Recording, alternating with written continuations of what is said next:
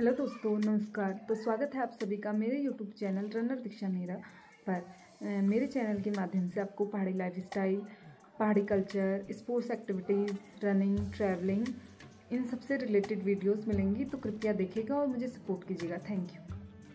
हमारे सफ़र की शुरुआत हो रही है धारचूला से। अभी हम धारचूला से निकल गए हैं गुंजी के लिए। धारचूला से गुंजी की दूरी लगभग 80 किलोमीटर समथिंग है। तो आप देख सकते हैं ये रूट कितनी ख़राब है। ये जो नदी दिख रही है काली नदी है। इस रोड में आपको काफ़ी वाटरफॉल भी देखने को मिल जाते हैं, काफ़ी अच्छे अच्छे व्यू भी देखने को मिलते हैं। ये देखिए कितना सुंदर सा वाटरफॉल है, मतलब प्रकृति का एक सुंदर नज़ारा बोल सकते हैं जिसे आप। ये देखिए, बट रोड भी वाकई बहुत ख़राब है। अब ऐसा नहीं है कि ये बारिश के टाइम पे तो ये रोड पूरी तरीके से बंद हो जाती है, क्योंकि ये जो मलबा दिख रहा है ये सब रोड में आ जाता है। बट ऐसा नहीं है कि हर जगह पे रोड ख़राब है, कहीं कहीं पे सही भी है। अभी हमने थोड़ा रेस्ट किया यहाँ पे, क्योंकि रोड इतनी ख़तरनाक थी, चला चला के हालत डाउन हो चुकी थी। तो थोड़ा रेस्ट करने के बाद हम फिर से चले गए अपने सफ़र की ओर। स्पोर्ट्स वालों को कहीं घूमने के लिए प्लान बनाने की ज़रूरत ही नहीं पड़ती। जहाँ उनके गेम होते हैं वहीं उनका घूमना फिरना भी हो जाता है। सबसे ज़्यादा तो स्पोर्ट्स वाले ही घूमते हैं पूरी अपनी लाइफ में। मतलब गांव दिखना शुरू हो गया है। धारचूला से मतलब तवा घाट पड़ता है 18-19 किलोमीटर। उसके बाद अगला स्टेशन यही गांव पड़ता है। ये कम से कम 25 से 28 किलोमीटर समथिंग पड़ता होगा। तो यहाँ पे दुकान भी दिख रही है, क्योंकि धारचूला से यहाँ तक के बीच में तो कोई भी दुकान नहीं है। तो आप यहाँ पे रुक के थोड़ा बहुत रिफ़्रेशमेंट, चाय नाश्ता कर सकते हैं, क्योंकि थक भी जाते हैं ना लोग इतना ड्राइव करने के बाद। और इतनी टफ़ रोड में ड्राइव करना तो और मुश्किल है।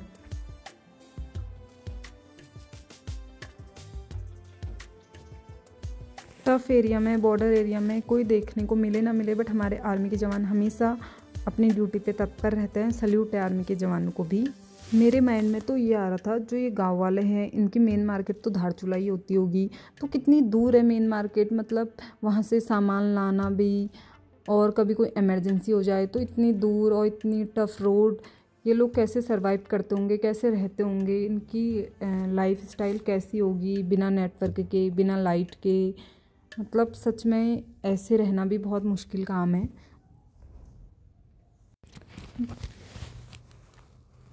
ये रोड तो इतनी ख़राब रोड हो रही है कहीं कहीं पे। तो यहाँ पे तो जो नॉर्मल गाड़ियाँ हैं, अगर वो आ गई तो वो तो यहाँ से बेकार ही होके जाएंगी। मतलब जिनका ग्राउंड क्लियरेंस अच्छा हो वो गाड़ियाँ तो ठीक है, बट नॉर्मल कार से अगर लोग आएंगे तो कंफर्म है कि बहुत बुरी कंडीशन में ही जाएगी वापस यहाँ से। ये आगे से फिर ख़राब रोड स्टार्ट हो गई। इस ख़राब रोड को देख के तो मुझे क्वारब की रोड की याद आ गई। उसकी कंडीशन भी सेम ऐसी हो रही है। बरसात में तो ये रोड बिल्कुल ही बंद हो जाती होगी। बट अच्छा भी लग रहा है, जितना हम आगे जाते रह रहे हैं उतना व्यू काफ़ी अच्छा देखने को मिल रहा है। ऐसा लग रहा है मतलब बड़े बड़े पहाड़ों के बीच में से रोड, बगल में नदी, काली नदी बह रही है। ऐसा नज़ारा देखने को भी कम ही मिलता है ना।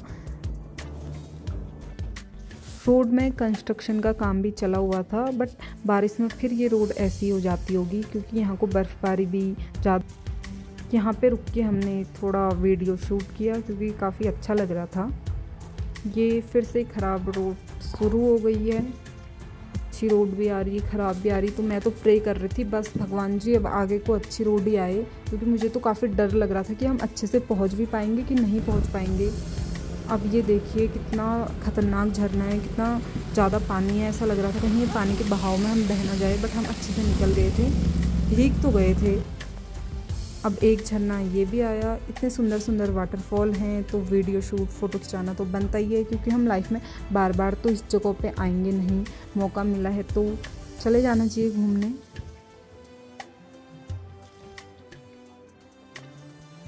वो देखो सामने क्या नज़ारा है, वाह। ऐसा ही खूबसूरत नज़ारा और मिलता रहेगा आपको हम जितना आगे जाते रहेंगे। मतलब इस नज़ारे को देख के तो वाह, ऐसा हो रहा था कि बस कब पहुँचूँ। फिर रुक के फ़ोटो खिंचाना तो बनता ही था ना ऐसे नज़ारे के साथ। ये ITBP का स्टॉप है। यहाँ पे परमिट चेक हो रहा था। हमारा परमिट तो बना हुआ था क्योंकि हम मैराथन में आए थे, जो आदि कैलाश परिक्रमा रन उत्तराखंड गवर्नमेंट ने फर्स्ट टाइम उत्तराखंड में अल्ट्रा मैराथन का आयोजन किया था। हम उससे खेलने के लिए आए थे। अब तो ऐसी मक्खन जैसी रोड आ गई थी ना, जिसमें तो ड्राइव करने में भी मज़ा आ रहा था। बट ये क्या हुआ, फिर से ख़राब रोड। बट अब कोई टेंशन नहीं है, हमने इतनी टफ़ रोड पार कर दी। अब तो थोड़ा सा ही है तो हम पहुंच ही जाएंगे अपने मंजिल की ओर। और मंजिल पास हो तो फिर तो लगता भी नहीं है ना। और इतना अच्छा व्यू, अब ऐसा लग रहा था बस जल्दी से मैं पहुंच जाऊं, फिर इन पहाड़ों में चढ़ जाऊं मैं। क्योंकि मेरा बचपन से ही मेरे घर से हिमालय दिखता था, तो मैं सोचती थी हिमालय कहाँ होता होगा, कैसा होता होगा, काश मैं यहाँ जा पाती।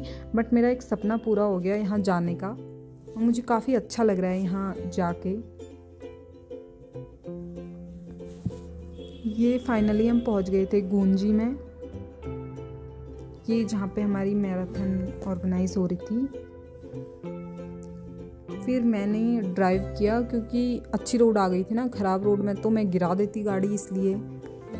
फिर हम बहुत थक गए थे, सो गए। तो दूसरे दिन सुबह हम गए सुबह वॉक पे, और ये सुबह का नज़ारा देखिए कितना प्यारा लग रहा है। फिर हमने सोचा हम नहा धो के थोड़ा घूमने चले जाते हैं आसपास।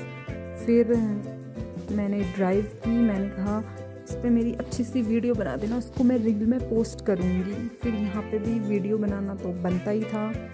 फिर हमने थोड़ा बहुत वीडियो शूट किया। उसके बाद हम चले गए रूम की ओर।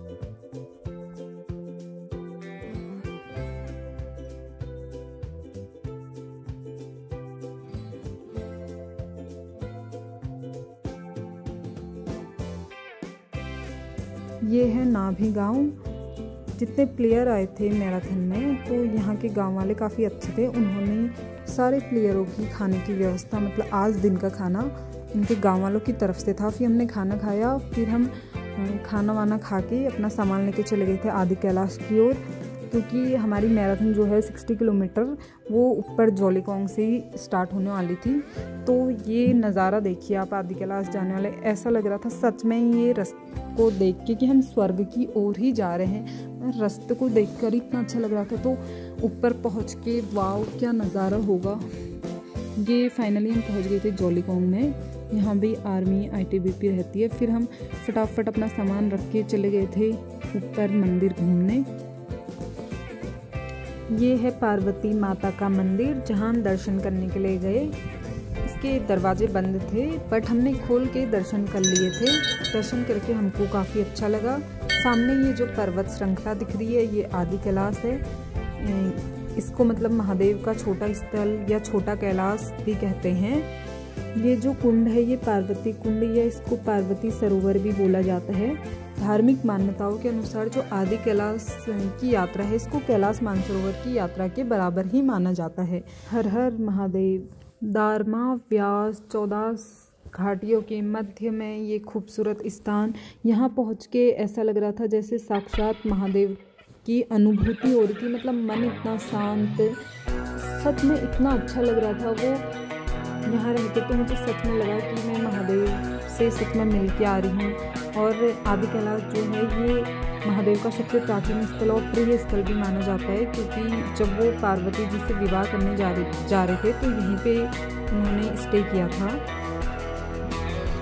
फिर दूसरे दिन सुबह हमारी रेस यहाँ से गो हुई, और शाम को जहाँ पे प्राइज़ डिस्ट्रीब्यूशन और रेस का समापन वगैरह था, वहाँ पे कुछ कल्चरल प्रोग्राम वगैरह भी थे। तो आप भी हमारे साथ इन प्रोग्रामों को एंजॉय कीजिए।